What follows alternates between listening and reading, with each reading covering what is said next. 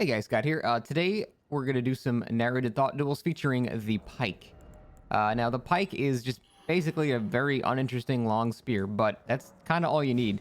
Now, the reason I wanted to do this particular weapon this video is because my past couple videos have sort of been relying on poise because a lot of them have just been very short range weapons like the ornamental sword, bleed weapons, the twin blade and stuff like that. They're all very short range weapons that kind of need you to trade a little bit to do good damage, but with a thing like this, you don't really need poise. I still have some just because I like the scaled armor set and it just happens to have some poise. But I took off the poise ring. I swapped it out with the spear talisman for counter damage. So this is hopefully going to be a video showing how you can still win with honestly no poise at all by just using proper spacing. However, you do need a weapon that allows you to do spacing. Hey, first Rivers of Blood duel. Cool. Nope. All right. We'll let him buff up. It's fine. He's got two katanas. I'm just going to not run into his follow-up there. I think we can trade the shit out of that. Yeah. Oof, just barely out of range. God, that thing has giga range. So does mine, though. That should be a roll catch. Oh, it wasn't. I don't know how that wasn't a counter hit. Oh, it's really laggy, actually. So the whole thing with spears in this game is counter hits are very, very good for them. Counter hits are when you hit somebody right at the ends of their animation, but before they can start a new animation. Actually, I bet I can illustrate that to you really quick by just attacking somebody. Or like, all right, so watch on the right side of my screen where it says verse Pierce. Watch that number. See how it dropped down to 10 really quick? So right there, that window where it drops from 30 to 10, that is the counterattack window.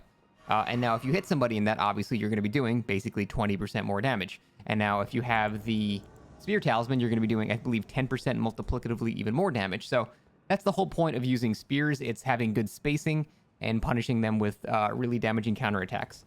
Now the main moves you're going to use in this on this type of thing are the regular R1s and the running R2s. This guy's going to outpoise the shit out of me, so we're going to try to stay in a very, very safe range. He's got spinning slash. Again, keep staying out of range. We don't want him right here. This is where he wants to be. Big boy with poise, we want to stay right here.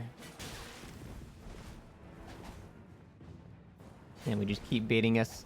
Now, if he keeps pressuring us, I'm going to use Storm Stomp and get a guaranteed follow-up. Either way, that was a counter hit. Did significantly more damage. All right. Just gonna rolling attack then. So if someone's pressuring you, that's why Storm Stomp is really good because it gets them out of your face. That should be a counter hit. And one more hit to kill him. So you can see how much more damage those counter hits were doing, like 300 versus 500. It's significant. So even a weapon that has all, like 500, 600 AR can still counter hit people with, the Bull Goat's armor, which is the strongest armor in the game for 500 damage, which is no joke. I think Storm Stomp really complements this build. I still would love to use Sword Dance because it's probably even a better complement because it's a big sweeping long range attack. But I, for some reason, just can't get that because the Teardrop Scarab just won't spawn for some reason. But Storm Stomp, I think, is a really good alternative. Storm Stomp basically doesn't do any damage, but it is a big AoE around you that also combos into another R1. So it basically does give you a free hit. Shit, did I just summon the same guy? God damn it. It basically gives you a free hit, and it also gets people out of your face. It's also very, very good if people are using, like, Bloodhound Step. You can kind of do this as they're coming into you, and they'll probably get stunned before they can attack because there's a bit of a lingering hitbox on it. So that's been my answer to that for now. Sorry, man. I didn't mean to summon you again. Hey, he put out a halberd. Okay. This should be more interesting. Now he's got some range. Determination, so we're just gonna not even fuck with that for the next 8 seconds. We need him to get... He's trying to do delayed running attacks. All right, it's gone now. Now I don't mind trading. Poke. His poise is just gonna beat me there. I just need to outspeed him. Yeah, so we do not want to trade when he's got determination up. He missed it though. Roll catch. Roll catch again. Nope, didn't panic. Dude, this guy just goes balls in. Doesn't give a shit. I still don't want to get hit by that. I just need one more attack. Honestly, running R1 might even work. Now running R2 would have killed him there. That's why you don't do fucking running R1s. The slash sucks. I think if I just mash R1, he probably just dies. Maybe. Oh, that was a mistake. Unfortunately, because I don't have poise, I can't tank through a halberd hit. Halberds are just way more damaging than spears in terms of poise damage, so I still need to properly space that. But, you know, you can still win. You just gotta not let them get in your face like that. Keep them away, and as long as you have a long-range weapon that's possible. It's a shame, though, that there's really only a few weapon classes that are capable of proper spacing like that, and spears are definitely one of them. Spears, great spears, even the great rapiers, the heavy thrusting swords, are also capable of doing this as well. But pretty much every other weapon class, you kind of have to be a lot closer to people, unless you're doing like Zweihander pokes or something. It's yeah, it's pretty hard. No, I'm not summoning you again, Queen. No 3 times in a row. I'm also trying this, you know, Fight Club area, because I'm so sick of the first step, and I've never wanted that to be where fights take place. But that's just where I found the most signs overall. So that's where I've been doing most of my videos, because every time I come here, I just see way less signs. And I end up having to wait a lot longer for fights. So I just go wherever the signs are. But maybe I should make it so people come here instead. All right, this should be a caster with some whips. He's got the Omega Karalos mask, which gives you +6 int and also reduces your health. So definitely expecting some type of spell casting. And then I don't know what the hell his whip is. It should be interesting. Storm Stomp probably going to be useless against this guy, because he's probably going to be trying to fight us at a distance as well. But we'll see. I'm not sure, because the whip is going to complicate things a bit. I think he had... Was a bleed whip, too? Don't tell me this guy's not going to get summoned either. God damn it. I wanted to fight Carlos Mask guy. Oh. Nice. It's a super long load time. I just want to see what the hell he's going to do. He's got dual whips and a Carlos Mask. I like to think I can kind of tell what's going to happen in a fight and call it, but... I don't know what's gonna happen here. I don't know what the fuck he's got. Is that a magma candlestick? What is that? It is. Okay. Or is that the giant's fire braid? So fire or he's got bleed and frostbite. Interesting. How do we deal with this? Maybe I should get in his face. I don't know. I don't want those status effects building up on me. I'm playing this kind of passive. Oh, that still clip me? I guess I'll roll it just to be safe. That's still building up so much fucking bleed on me, dude. Oh, I'm gonna get frostbitten even though I haven't been hit yet. Yeah. Status effects in this game are so good. That shit one-shot him, though. That was an R2 counter hit. Oh, God. Status effects are so supreme in this game because they all stun. This is the first Souls game where the status effects actually stun you. So even if you're dodging the hit, it still gets inflicted. Now, you can iframe the actual impact of the damage, but it still doesn't change the fact that you're getting stunned for dodging things, which is very frustrating. Luckily, he didn't have that much health. Dude, I don't know what the fuck his build was. Like, he had... I guess the frostbite... So the intelligence must have been for his cold, because cold damage scales with magic. So I guess that's why he wanted more intelligence. I think his build was weird. And then maybe arcane for, like, more stat build? I don't know. Shit is crazy. Oh, no.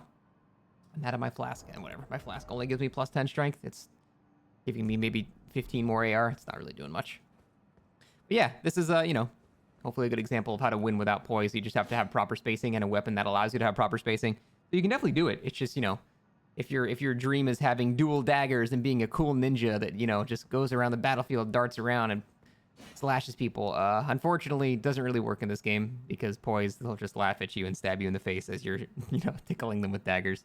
So, yeah, you're kind of limited in the amount of weapons you can use if you do not want to use poise. But, you know, there's still probably a good 20 or 30 you can use. Now, granted, most of them are just variants of the same type of weapon, so. All right, so this guy's got the silver tier mask on, so I'm honestly expecting my build, the dragon thing. I'm not saying, like, I invented arcane dragon build, but, you know, the build I use, I guess, is more accurate of a statement. So I'm expecting some dragon spells right now, which means I should probably bust out a kukri. Do I have any kukris? I have 6 kukris. Interesting, but he's still got a sword. I'm gonna keep kukris on my bar. Got a parry shield as well. Wonder what he's trying. Charged R2 into parry? I don't know. This guy's crazy. Huh. Is the parry shield just for show? Alright, fuck it. Oh my god. It wasn't just for show. I waited and waited and waited, and he still fucking got it. Very nice, dude. Why am I doing regular R2s? Worked out. Oh, God, I waited and waited. I gotta really play this careful now. Oh, Fairy Shield's back out. He's very sparing. He very sparingly parries. Alright, I should be allowed to fucking space this. Maybe we can Storm Stomp. That should combo into this for a kill. Good parry, though, man. I was like, I consider myself very hard to parry because I am super patient when I see a parry shield come out, and I will just not attack. And I even did an R2 to mix up the timing, but he still got it. That was a good-ass parry. Honestly, if he had the Hornet Ring on, or I guess, was it Dagger Talisman in this game? He probably would have killed me there. We already went against that guy. That was crazy, though. Very good parry. Oh, I wanted to fight. My penis is very small. Would have felt so much better about myself. Dude, there's so many bloodstains here. I wonder if people that are fighting here... Oh, why did I just summon a fucking fingerprint shield guy? I'm unsummoning him. I'm sorry, I'm not fighting the fucking Great Shield bullshit exploit right now. That was a mistake. I should probably look at people before I actually summon them. It is very nice that you can unsummon players now. Nope. No, thank you. So right now, that shield, when combined with the Great Shield Talisman, you have infinite stability, which means I can never remove his stamina ever. So he can just continually shield poke me forever. And because I don't have any split damage or anything to get around the shield, I will never win. So there's just not even a point to having the duel. Great shields are incredibly busted right now with that Great Shield Talisman. You should not be able to have a shield that has infinite stability. And honestly, even trivializes the PvE element of the game. You can just walk up to any boss and hold down block and you will take 0 damage and you can continually just shield poke them. Do I have a shield to show shield poking? Yeah. So you can just sit there like this and just shield poke forever. The only stamina you lose is from actually you doing the shield poking itself. You don't actually lose stamina from blocking. It is, yeah, it's fucking awful. Oh my god, Wretched Chungus with an Arbalist? Fuck yeah, dude. Hey. Alright, what do we got here? Straight sword and a... Ugh, I don't have that much range. He has to reload that though, doesn't he? Put it away. Hey, you know what? We might actually get to test out Storm Stomp here. Ooh, very little damage from that. I don't know how I just roll caught someone using Bloodhound Step, but... Nice. Ugh. I have no poise to even tank through that, unfortunately.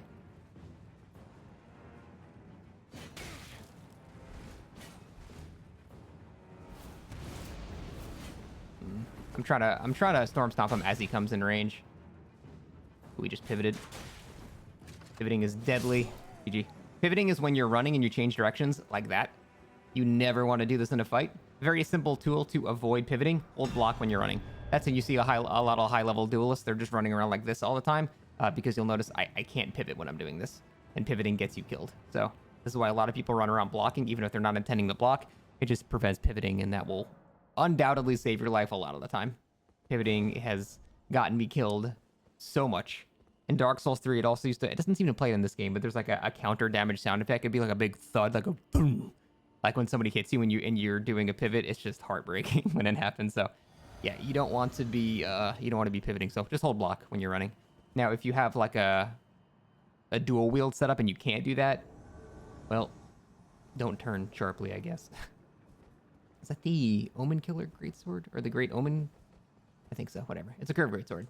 That's all we have to know. We just need to know what his Ash of War is. Not sure what it is. Oh, random pocket whip. I should be able to poise through a pocket whip. Double slash, now we know. Alright, still gonna do lots of running pokes because that is where we're safe. I'm not gonna even try to backstab this. Almost encounter it. Next time he rolls into me, I'm gonna Storm Stomp. I wanna see if I can Storm Stomp into R2. Oh, I even did an R2 fucking to delay it there. That sucks. Oh man, that was a buffered R1. Holy shit, I practiced it before I even rolled. I know that combos into something else. I gotta be careful with the jumps because you can jump over spear attacks. And it's got iframes for days. I'm just gonna run through this because I definitely outpoised the whip. I outpoised this too. Counter hit. GG. So you can see how going for counter hits with spears is incredibly damaging. And honestly, one of the best parts is that this used to be the running R1 for spears in Dark Souls 3. That was the running R1. But now it's the running R2, which means it honestly does even more damage. Now the recovery is a bit higher as well, so that is the downside. But having this be an R2 just means that your running attacks are going to do even more damage because it's based off of an R2 modifier, which does more damage. So I think they're called... what are they called? Movement modifiers? They're called something. I forget. But yeah, the R2s just do more damage. So the fact that they switched the R1 and R2 honestly makes these even stronger. But yeah, so this is just definitely how you win without any poise. I say without any poise. I still have 58 poise, which is enough to tank like a rapier hit. But that's just because I like this armor set. I love the cape. I don't know if I like the helmet, but the cape is sweet. That is a great spear and a buckler. So we could be parrying. Gonna be a little cautious. Probably an even trade. No, I think I win that trade a little bit. Got some face spells. I'm going to try to bait him into swinging. Oof, I'm gonna roll just to be safe. I don't know his latency yet. The whole idea is to bait him into swinging, and then we hit the counter attack. So I'm gonna run kind of in like a little circle. He's getting a little aggressive now. We gotta get him out of here. All right, run in a little circle. Damn it, that keeps canceling this. Bait out the R1. Bait out the R1. He's not doing it. I don't know how he was able to do that before I even could swing. Damn. Keeps going. Very aggro player. Oh, that's a big mistake. Big mistake on the FP flask there. The range of this thing, like, it doesn't let you... It doesn't really give you time to go, like, heal or go drink for mana and stuff like that. The range is just too good. And the running attack, like, it's super good at roll catching, and it doesn't let you really get away. You know what this thing reminds me of? This thing reminds me of the Gargoyle Flame Spear from Dark Souls 3. It's, in that game, it was I think it was the longest weapon in the game. I didn't play much of the Ringed City, so maybe not, but, yeah, the Gargoyle Flame Spear was honestly pretty common at the tournament scene, too, because it was just so long. You can outspace, like, you know, the whole Karthus Curve Sword thing. And, it was very, very useful, especially because in that game, poise was way less useful. So, poking people at range would not only just, you know, have the benefit of massive range, but would also just straight up stun them too. And it would a lot of times combo into 2 hits as well. This is just super, super strong. Seems not quite as strong in this game, but still pretty damn good. I haven't really gotten a chance to use Storm Stomp other than that one time because no one's kind of like rolling in my face. People are kind of giving me distance. We got a caster. Oh, is that Wing of Astal? Yeah, this horse shit comes again. I need to just fucking rush this. I can't let him do this. I can't let him just use Stars of Ruin.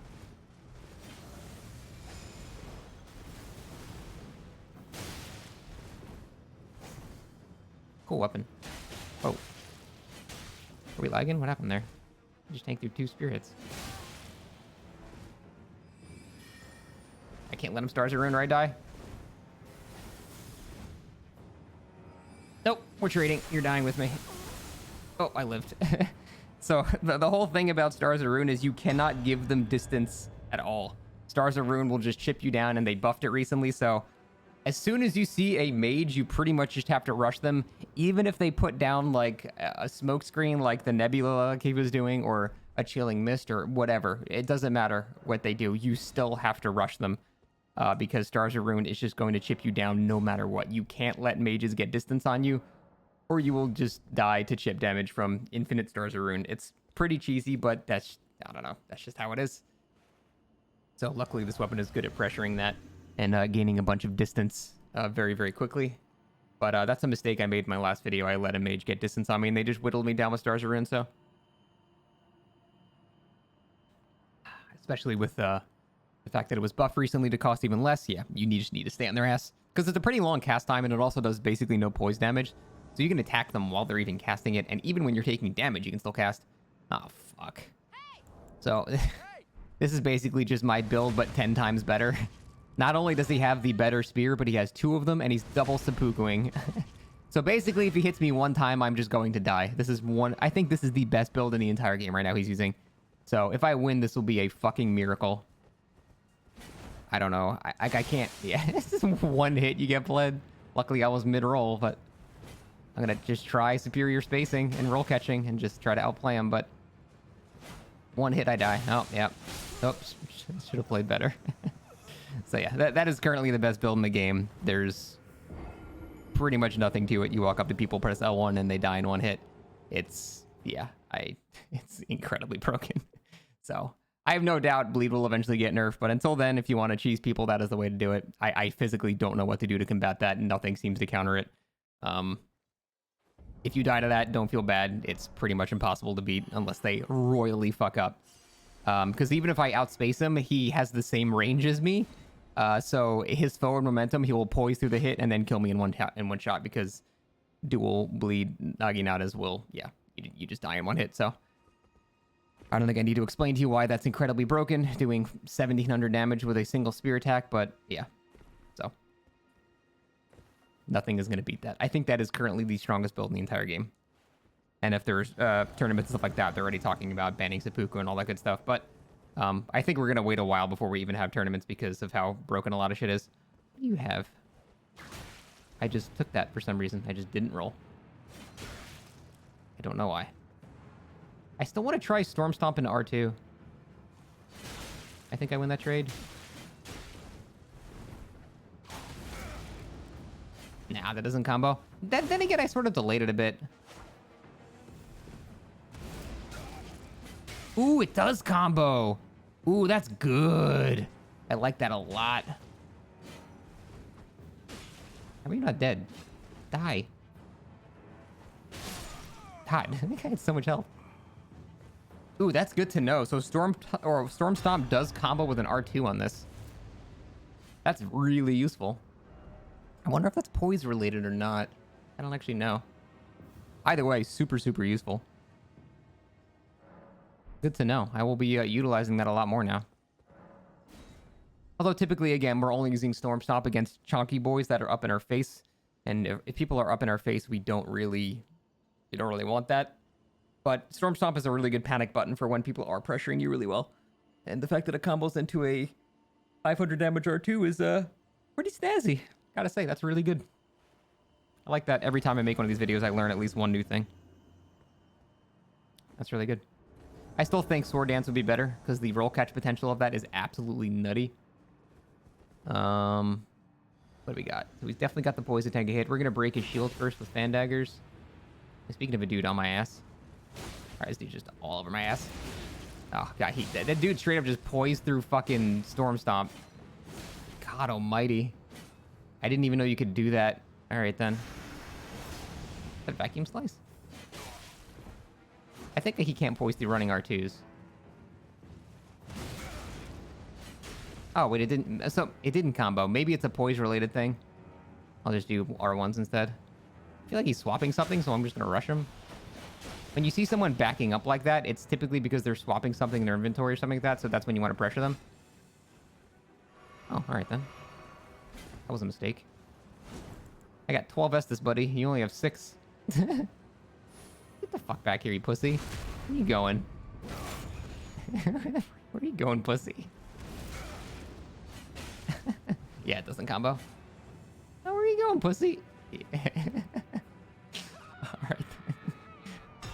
Oh, why that guy killed himself? He was not having a good time, I guess. Alright. That's a good one to end it on. That was hilarious.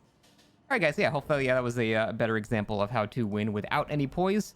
You just need a weapon that allows for some good spacing. They do exist. But yeah, that's how you do it. Hopefully that was some educational content. That's it, guys. Thanks for watching. See you next time.